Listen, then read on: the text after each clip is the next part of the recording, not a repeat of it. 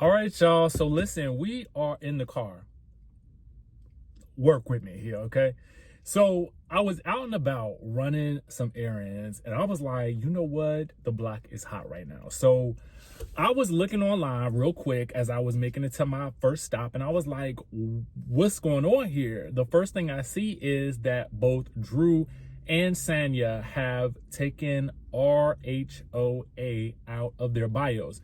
Now, to be fair, I have not checked their pages to determine when this happened. All I know is that it's breaking the news. So sometimes what will happen for a lot of cast members during the off season, and we have seen this play out time and time again, where a cast member will take Real Housewives of Atlanta out of their bio.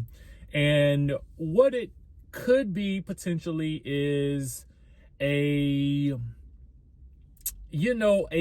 ploy to get some level of attention and to gauge fan reaction for what it may mean for the show if they leave, right? So typically fans will notice, and then they will make a post like this, basically, not only fans but media outlets and that sort of thing. And so fans will get in an uproar, or fans will say yay and rejoice. So we've definitely seen this happen time and time again, right? But with Real Housewives of Atlanta being where it is right now, I am almost inclined to think that potentially we could be in for a change of scenery. Now, we know that Andy has stated at BravoCon that Real Housewives of Atlanta needed some tweaking.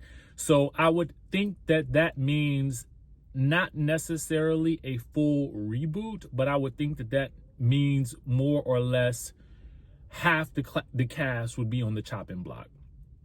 Now, it wouldn't surprise me if they kept the core four, which would be Kandi, Kenya, Sheree, and Marlo.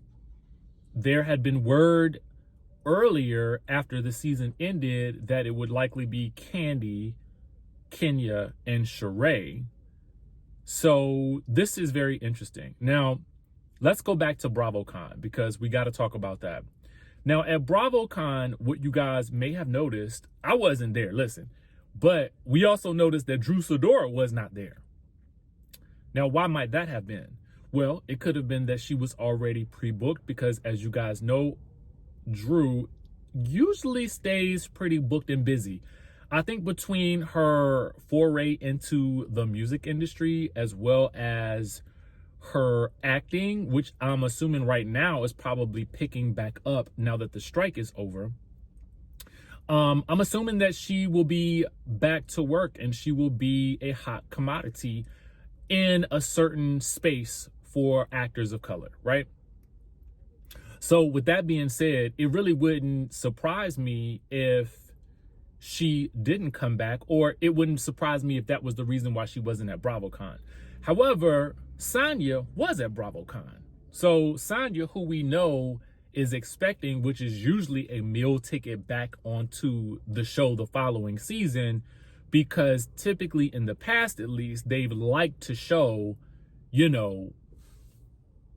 the pregnancy and the family aspect of, housewives because, viewers like it. I mean, it makes a lot of sense, right? So I kind of feel like it'll be interesting to see how this plays out because I don't really think the fans are really that interested in Sanya. And listen, as somebody who has been reviewing this show for a very long time, I can certainly tell you, while I think that Sanya is a nice lady, it seems, I don't think that she is Housewives material. To me, when I'm looking at Housewives, I can pick the character types, and she just does not fit into that mold. For me, you want character types that range from, delusional. I mean, that's just the thing. Like, to have like an overinflated ego such that it borders on delusion, right? Delusions of grandeur. We like to see that. A perfect example of that is Sheree, right? She's been on the show for a long time. She's a mainstay, but Sheree oftentimes, in my opinion, has delusions of grandeur. She is, in her mind, further along than what we actually see her as. And that's not a bad thing, because you want somebody that is overly confident. That's pretty much what I'm saying, right? Kenya Moore could fall into the category of overly confident, but I don't think she is in the delusional space.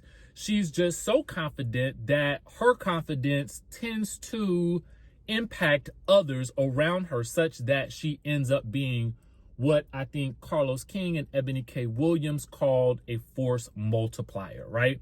So you have that type of personality, but Kenya, has got to have someone a worthy opponent to play with.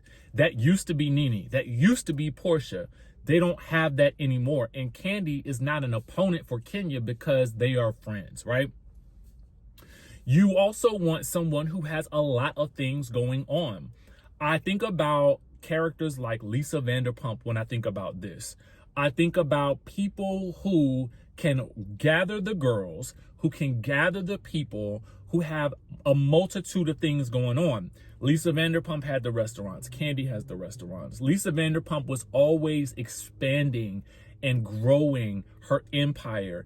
And I think it was less obvious than Kandi, because it seems like with Kandi has something she's doing every season that she typically sees through to completion.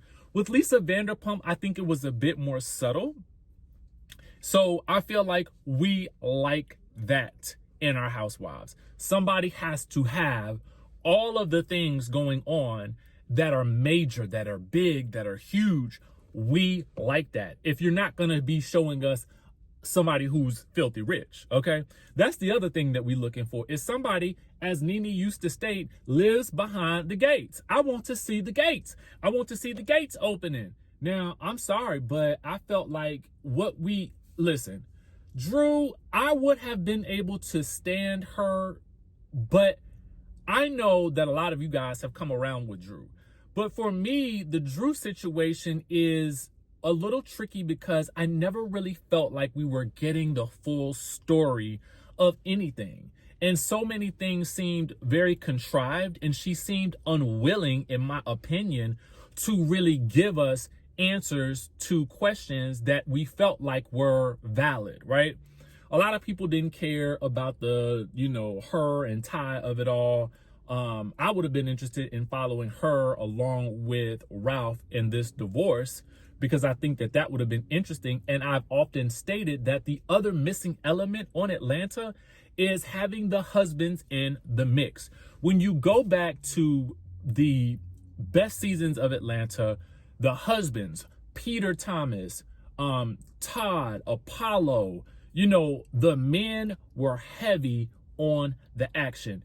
And if you're not going to be adding in and I understand that the show is called Housewives, but in this day and age, what we can see is that the men on these shows can be messy, okay? The men can be messy too. So you have got to invite everybody to the party. So that means that there have to be actual relationships on the show that we believe. And that is the other thing. Whatever these ladies are doing, we have got to believe it. So for me, when you have somebody like Sheree, who is obviously a fan favorite because she can deliver, but the problem is, do I believe you? That's the problem. Do I believe Martell and Sheree were dating? No, I don't. Do I believe that Sheree is interested in being in the world of fashion? No, I don't. Do I believe that she ever really wanted her own line? No, I don't. I think that Sheree wants to live a fabulous life and simply sit upon her throne and be fabulous. If that is going to be what you are, then just be that, okay? I don't need nobody pressuring her to be in a relationship that I don't believe. Same with Marlo, okay? But I do want to know where Marlo getting that money from. Is it my business? No. But you on the show. So it's like the elements that these people have been able to sort of hide and get away with, it has been going on for too long, such that reality TV fans, we're so savvy that we're not buying half of what they're selling. So if you want us on board, then you would, in my mind, follow the instructions that I just gave, and I would be fine, because what we were settling for with the Drew situation, to me, we were settling for less than what we deserved, and we were willing to take it because it was the only thing giving. Listen, I want more.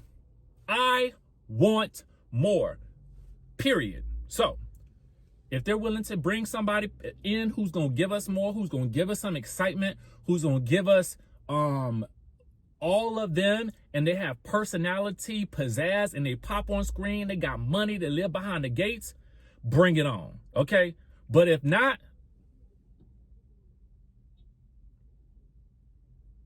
don't stop auditioning until you get it.